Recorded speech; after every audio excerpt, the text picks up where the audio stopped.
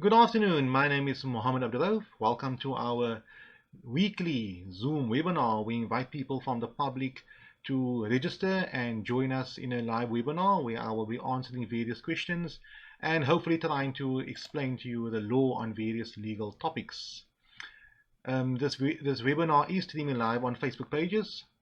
Therefore, we ask that if you do not want your face to appear in the video, please mute your video. That will be appreciated. And lastly, if you want to pose a question while the webinar is taking place, you're welcome to do so if we can get to that specific question. We will try our best to do so. So let's move on. So the topic today, child custody disputes and battles. How do I get the best out of my case? This is a very interesting question because many people, they do not know how the child custody battle disputes work. What is the implications of refusing contact to a child? What are the benefits of taking a matter to court? What does a court do, and so on? So the purpose of this webinar is just to give you a bit of a background on how the law works, how the process works, and at the same time try to answer various questions that were posed previously. There were 4 questions posed. It was sent to us via the registration form, so I will deal with that shortly. But let me first deal with this topic. The law is very simple, and in order for us to deal with any legal matter, the more we can simplify it, the better. There are a lot of complications involved, so the law tries to focus on what's important, first and foremost. And we all know that in child matters, the child's best interests are of paramount importance. So we do not look solely at the parents' wishes. We don't look solely at the father or the mother, the grandmother, whoever's wishes. We look at what's best for the child under the circumstances. But also we can't look at what is best for the child in isolation. So if a parent earns, for argument's sake, 100 Rand per month, you can't say it will be in the child's best interest if the parent gives that entire 100 Rand per month to the child. It doesn't make sense. The parent also requires money to maintain her or himself. But we have to look at the child's best interest holistically. But if there is a dispute between the parents, we will focus on that. So going back to the topic, child custody disputes and battles. How do I get the best out of my case? Before I deal with that, please share this video if you are watching this video live via Facebook. It will be appreciated. The first question I will ask anybody that comes to me regarding the issue concerning child custody disputes, I'll ask them, if I have a magic ball, what do you want? What in practical purposes, in practical words do you want? So the parent might say, I would like to have sole custody over my child. Then I will ask them the question, what do you mean by sole custody? We dealt with this in our previous webinars. They'll basically say, I want to have the sole say over what happens in my child's life. I do not want to consult with the other parent. That's fine and well. Then I'll ask them the question, what problems have you acquired in the past? Why do you say you want this term sole custody? Then they'll say, because when I go to school, the school asks too much questions. They want to know where the father is, who is the father, and they want his consent. Then I would ask him further, do you understand what sole custody means? They say, yes, that's my understanding, that's custody rights. No, then my answer would be, no, you are dealing with guardianship rights. So guardianship rights basically means the legal aspects of a child's life. For example, applying for a passport, for admissions to schools, dealing with aspects regarding education, enrollment to school, etc. Those are the guardianship aspects of a child's life. So you have to understand the difference between the two. Custody issues deal with the day-to-day caring of the child.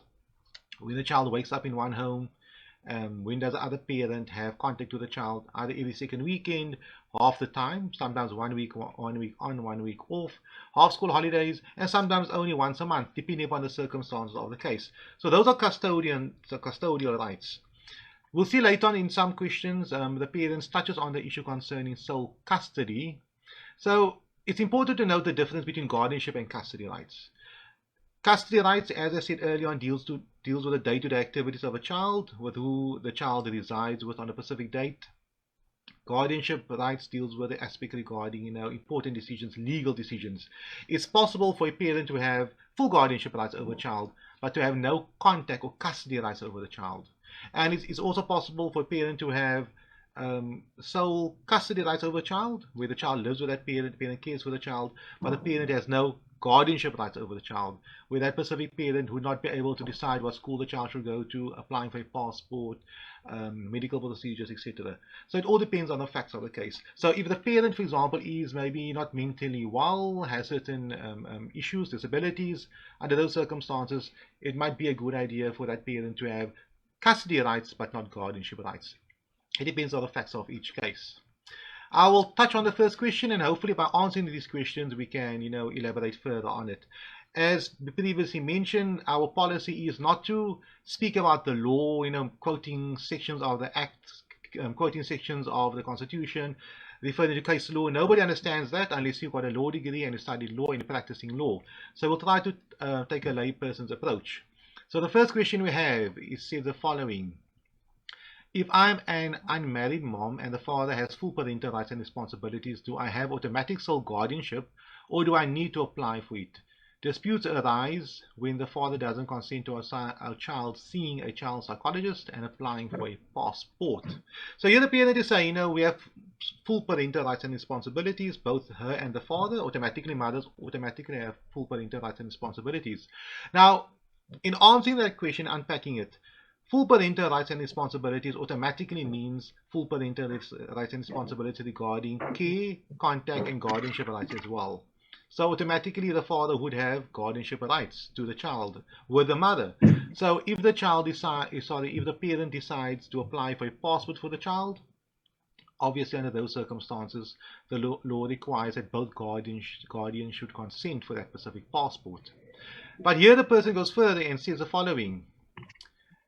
Do I have automatic sole guardianship or do I need to apply for it? Yes, you automatically have it because you are the mother of the child.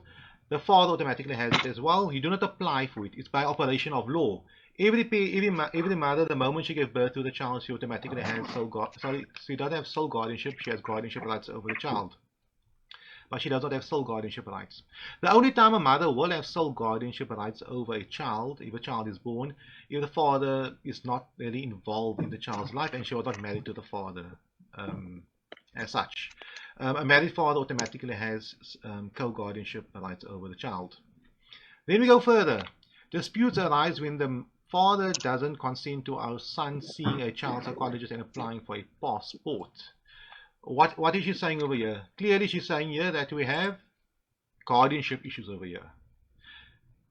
Passport application is guardianship. Going to a psychologist might be a medical procedure. Could be a medical procedure, deal with guardianship rights.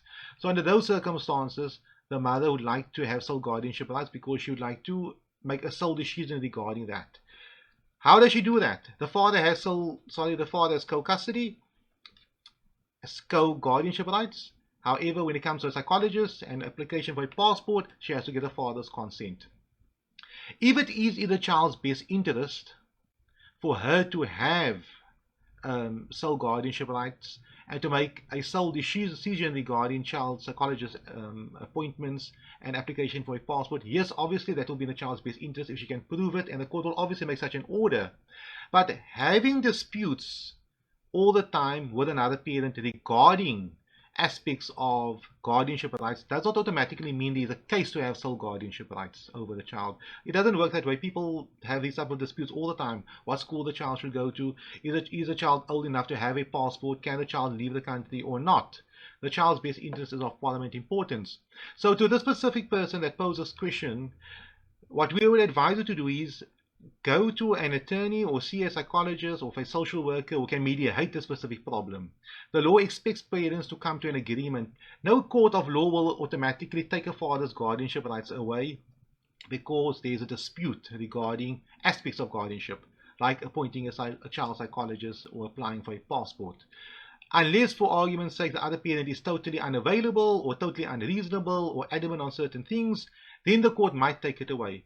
But the example I'm looking at here is clearly a situation where the parties can't come to an agreement regarding certain aspects. Under those circumstances, the law would expect you guys to resolve it on your own. If you cannot, the court will make a decision regarding the appointment of a psychologist or the application for a passport. But I doubt the court will make a blanket ruling that one parent will have sole guardianship when it comes to those type of matters. So we'll move to the second question. It seems that no matter what the mother is is always getting primary custody. Why is this a norm in South Africa? There are fathers that are better parents than the mother, yet the court ignores us. Yes, so our apologies. We do not edit any of the questions posed. We mentioned that previously in order for us to keep the effect. So here we have the one side of the coin and the other side of the coin, which I experience a lot. When I have certain female clients coming to me, they sometimes mention, why does the law always follow the father's side? And when the fathers come to my office, they mention, why does the law always follow the mother's side? So it's a complicated issue. The law doesn't follow the mother's side or the father's side.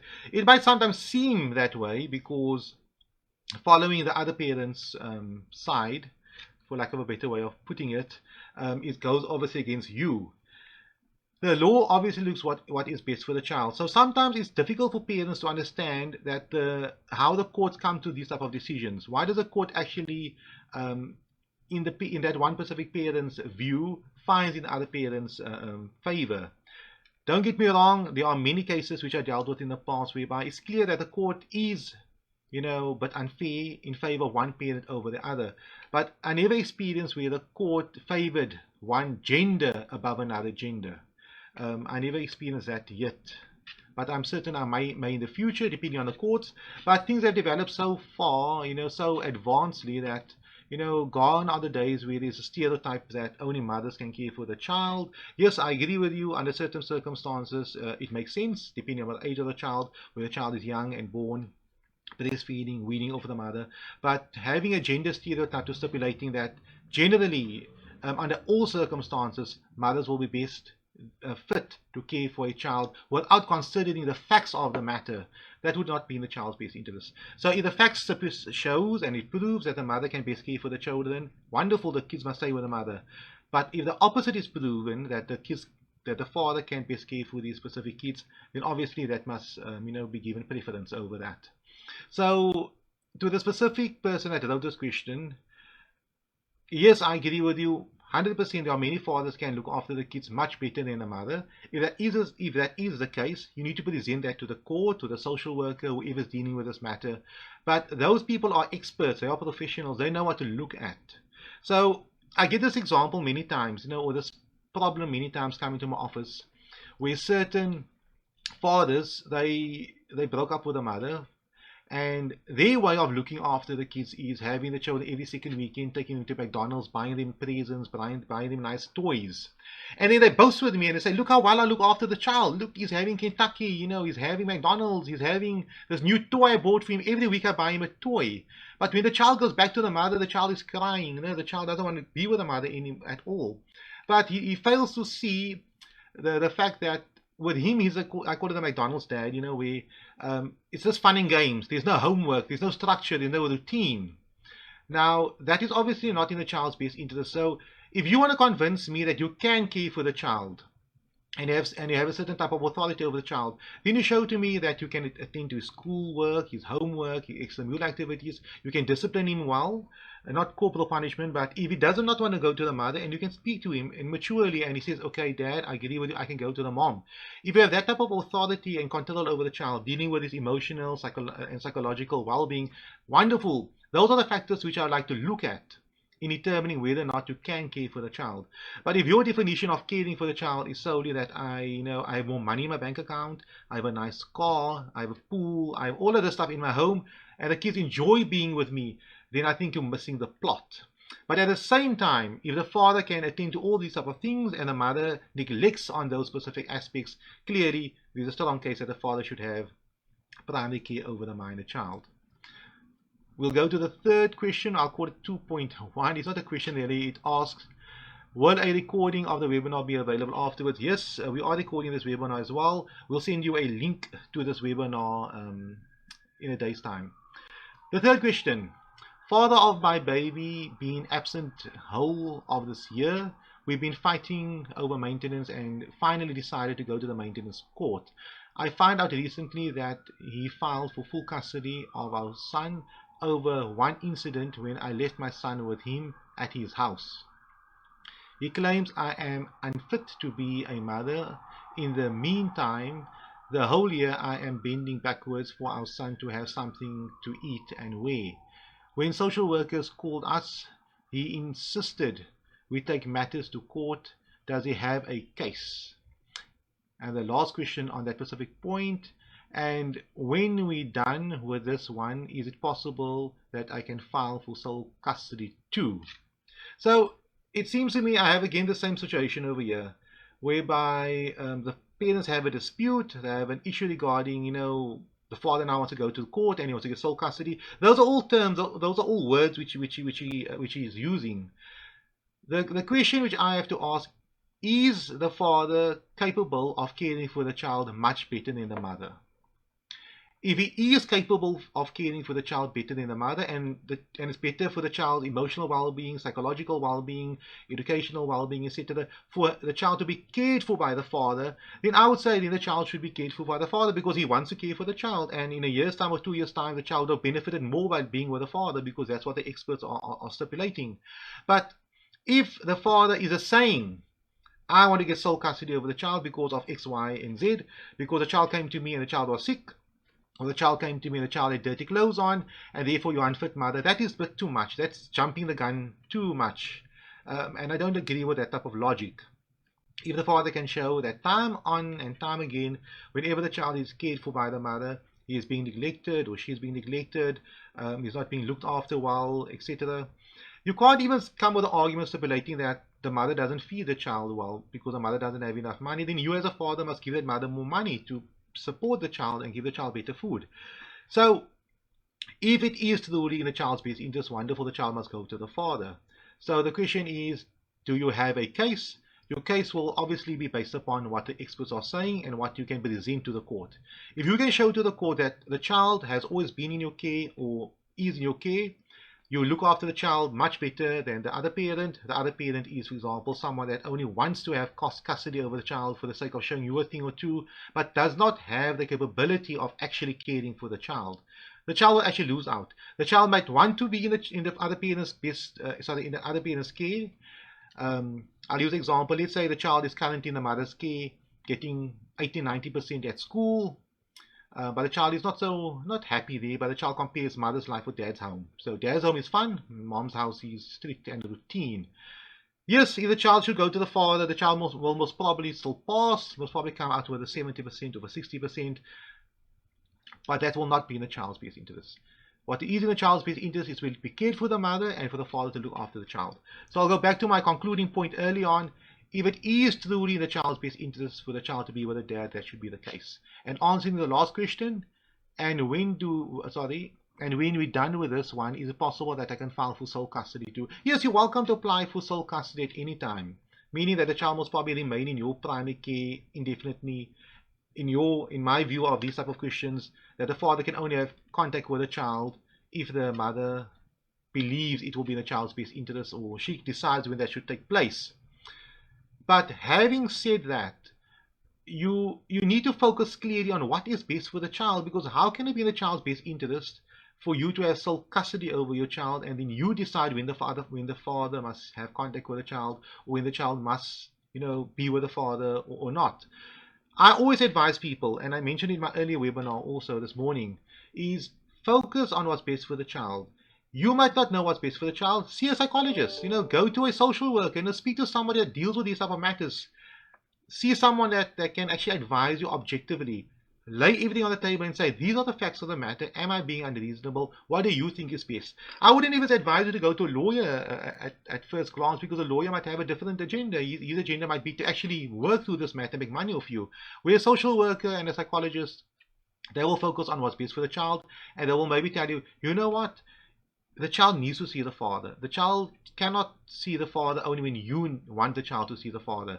Therefore, sole custody will not be best. Maybe having a structured routine in place where the child is with you during the week and with the father every second weekend, or with you during the week and maybe 1 or 2 evenings in the week as well with the dad. So that could possibly work. Before I deal with the last question, as I said, now we are streaming live, and if you are watching this video later on, please share it. Somebody else might find it very useful. The last question: at what age can a child say he doesn't want to go to a parent? My son is complaining he doesn't want to go to his dad every second weekend, and I don't know what to do. It's upsetting him very much. This is a very difficult one, and parents seem to be very angry with me when I answer this question. So I'll maybe pose this question to the specific person. What if the child decides he or she does not want to come back to you?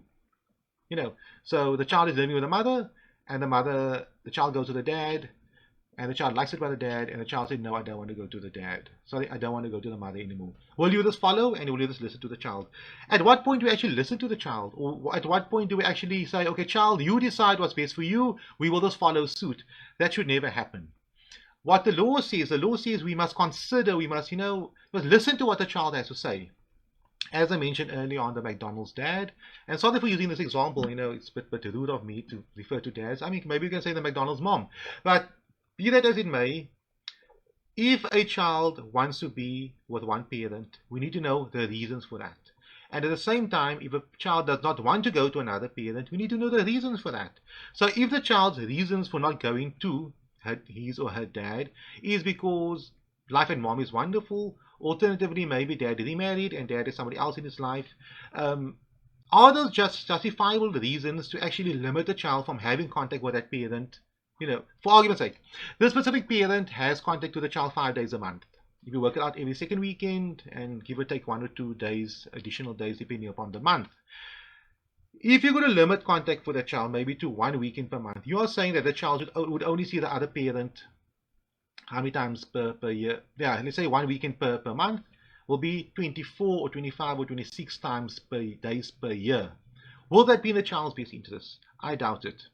Every second weekend works out to about 60 days per month, 60 days per year, the child sees the father.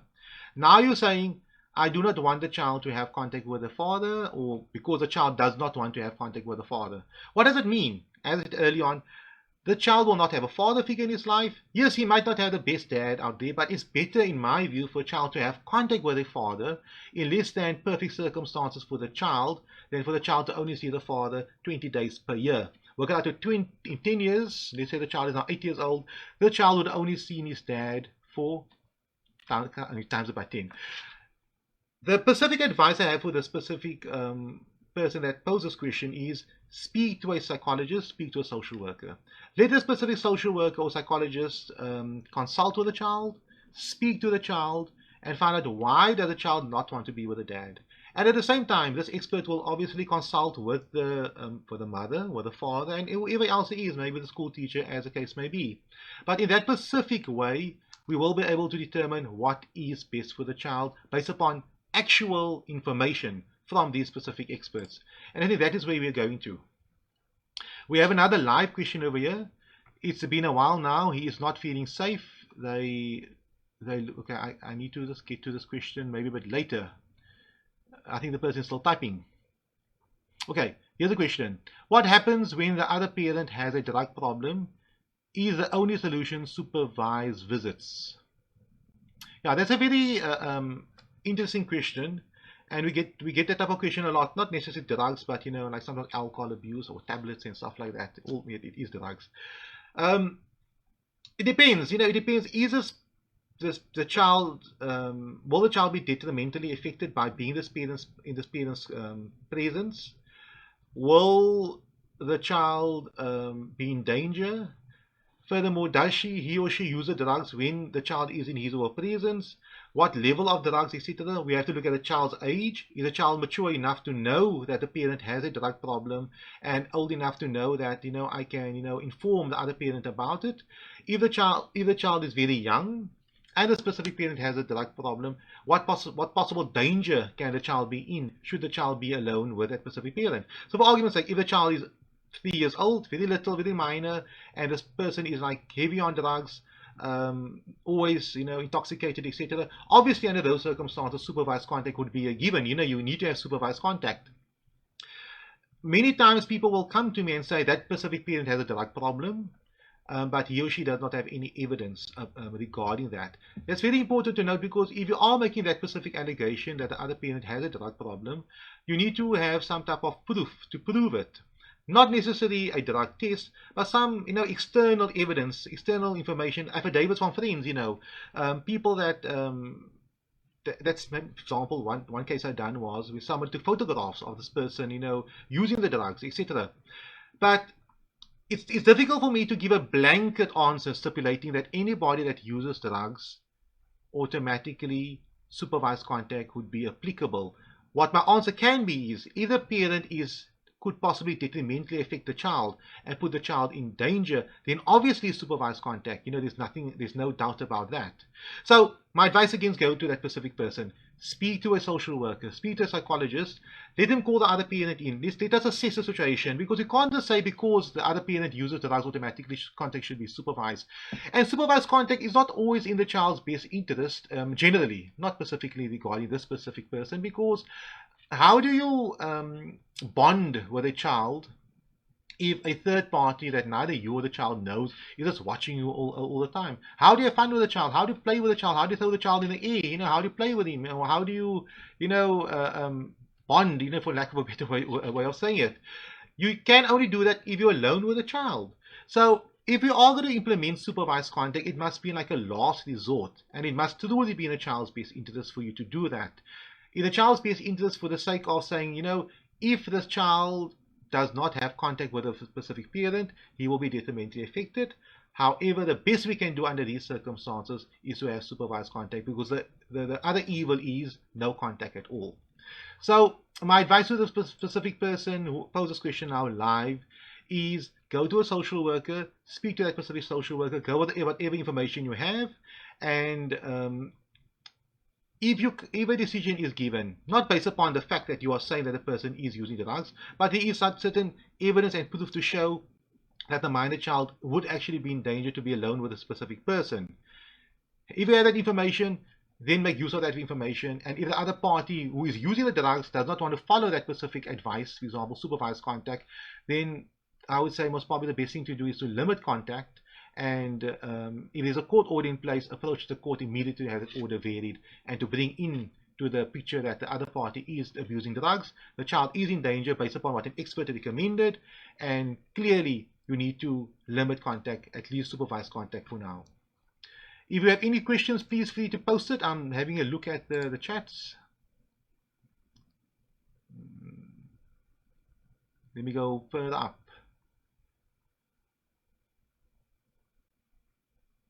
Okay, it goes as follows. It's been a while for now. He is not feeling safe.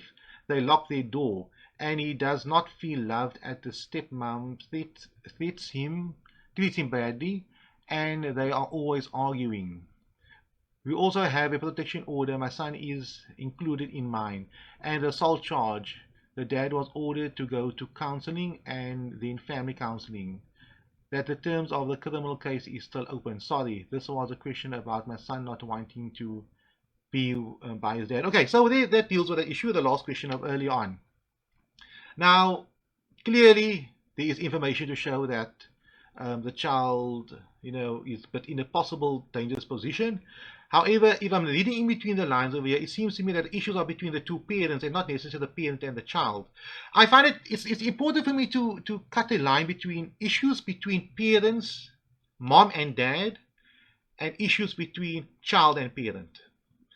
A mother and a father can have a very acrimonious relationship. They can be fighting. They can have a lot of domestic violence taking place. That could possibly happen, but that's between the two of them. It's important to note that it's between the two of them. But it does not mean that either of them are bad parents per se. They could be wonderful parents to their child, but when you put them two together in the same room, they start fighting. But it doesn't mean that they are not wonderful parents. So I'm reading the comment, and the comment sounds very serious over here, issues of assault, etc., and as the case may be. However, if the assault and the danger is directed to the minor child, clearly supervised contact should be implemented. But an expert needs to get on board here, a social worker, and cut the line between what is in the parents' best interest, what should happen between the two of them. Should they be moved away from each other, or is it in the child's best interest to move the child away from either of the parents? There are no further questions. I would like to invite each one of you to partake in our next webinar. We'll have another one on child custody issues. You will be informed about this webinar via the normal platforms, either by email, via our Facebook pages, etc. If you did find this webinar useful, please share it. It will be greatly appreciated. And we hope that, in that specific way, we can inform many people out there. We had a few webinars this morning regarding child maintenance and child custody issues.